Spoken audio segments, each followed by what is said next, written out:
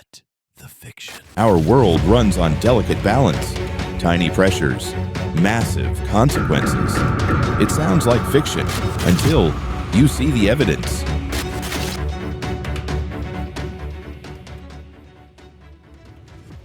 Off the coast, in the waters some still call the Gulf of Mexico and others now call the Gulf of America, nearly 2,000 oil platforms stand exposed. 560 of them are manned. Together, they pump out 15% of America's crude oil, more than 1.65 million barrels every single day.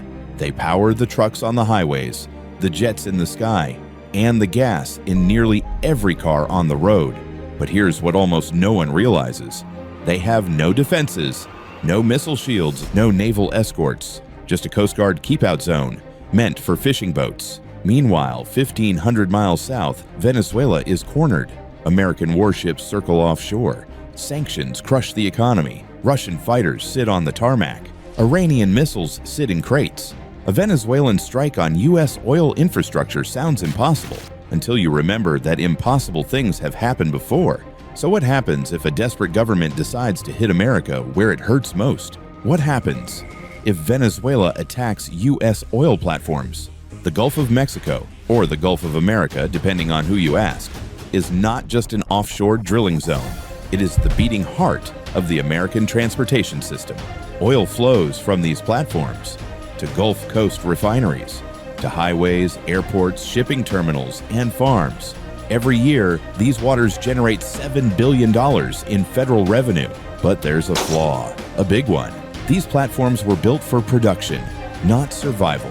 When Hurricane Ida approached in 2021, operators evacuated half the manned platforms and shut down 90% of Gulf production.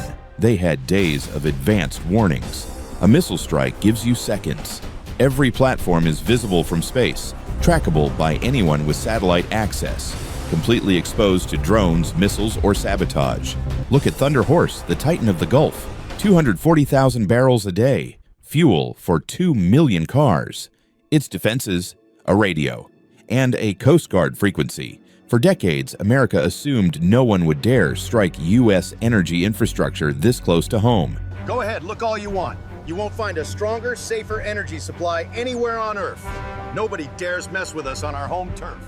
Venezuela might test that assumption. How does a collapsing regime strike a superpower? Through three forces: desperation, foreign support, and asymmetric warfare. Venezuela still flies 21 Russian Su-30 fighters capable of launching Kh-31 anti-ship missiles that hit at Mach 3.5 with a 200-pound warhead. In 2024, Venezuela acquired Iranian CM-90 missiles, plus years of Iranian doctrine on drone swarms and small boat attacks. Russia keeps the jets alive. China holds billions in oil-backed loans. Iran provides tactics and technology.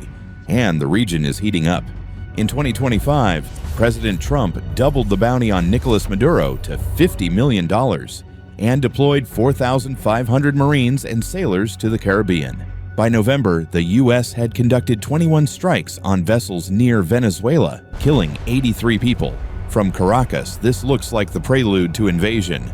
And when a government believes its end is near, logic breaks down. The attack could come in several forms. A drone swarm attack, like the 2019 Abqaiq strike that knocked out 5.7 million barrels of Saudi oil and sent global prices soaring.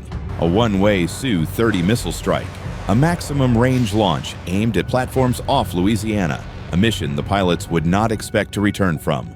Or cyber sabotage. Chinese hackers breached 13 U.S. pipeline operators between 2011 and 2013.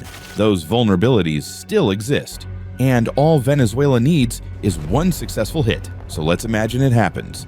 6:47 a.m. Central Time. A radar anomaly, a white-hot flash. A Kh-31 missile slams into Thunder Horse. Production collapses instantly. Distress signals flood the Coast Guard. Satellite imagery confirms the hit.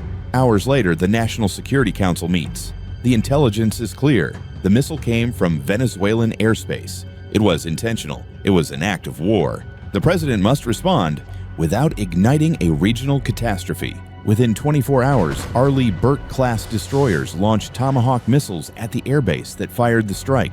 Secondary waves disable radar and coastal defenses. Within 72 hours, Venezuela's strike capability is neutralized. The military exchange is short, but the global fallout is only beginning.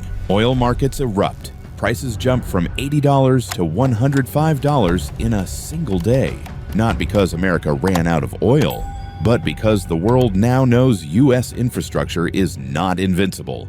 Markets panic. OPEC hesitates, then chooses profit. NATO convenes. Russia offers political cover. China condemns the U.S. while benefiting. Iran celebrates. Meanwhile, Americans feel it instantly. Gas prices jump 40 cents. Airlines spike ticket prices. Diesel surcharges hit grocery stores. Jet fuel climbs 25%.